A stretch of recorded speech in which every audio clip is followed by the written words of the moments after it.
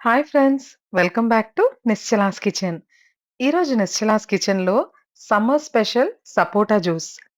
ఎప్పుడు చేసే విధంగా కాకుండా కొంచెం మార్పు చేసి రుచికరమైన, ఆరోగ్యకరమైన సపోటా జ్యూస్ ఎలా తయారు చేసుకోవాలో చూద్దాం. ఈ సపోటా జ్యూస్ కోసం మంచిగా ముగ్గిన సపోటాల్ని చూసి తెచ్చుకోండి.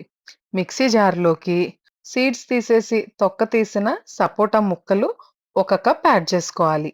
తర్వాత ఇందులో కొంచెం వాటర్ ఒక పావు కప్పు కన్నా తక్కువ నీళ్ళనే యాడ్ చేసి మెత్తగా పేస్ట్ చేసుకోవాలి.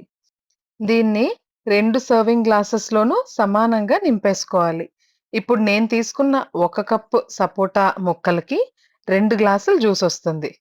అలా సపోటా జ్యూస్ వేసేసుకున్న తర్వాత, అందులోకి ఒక టేబుల్ స్పూన్ నానబెట్టి ఉంచుకున్న సబ్జా గింజలు. ఒక్కొక్క గ్లాస్‌లోనూ ఒక్కో టేబుల్ స్పూన్ చొప్పున వేసేసేయండి. సమ్మర్ సీజన్ వచ్చింది అంటే సబ్జా సీడ్స్ కన్జంప్షన్ పెరిగిపోతుంది.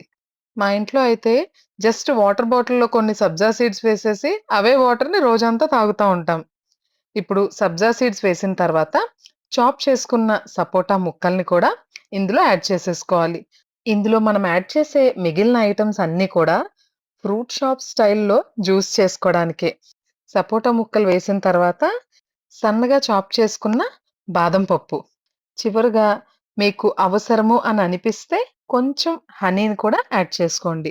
ఒకవేళ మీరు తీసుకున్న సపోటా గాని మరీ తియ్యగా ఉంది అంటే హనీ యాడ్ చేయాల్సిన అవసరం కూడా లేదు. అంతే. మన స్పెషల్ సపోటా జ్యూస్ రెడీ. మీరు కూడా ఈ స్టైల్‌లో తయారు చేస్తారా? తయారు చేసి మీకెలా కుదిరిందో కామెంట్ సెక్షన్‌లో తెలియజేయండి. సర్వ్ చేసే ముందు సపోటా ముక్కల్ని గ్లాస్‌కి అలా గుచ్చడం మర్చిపోవద్దు. బాయ్.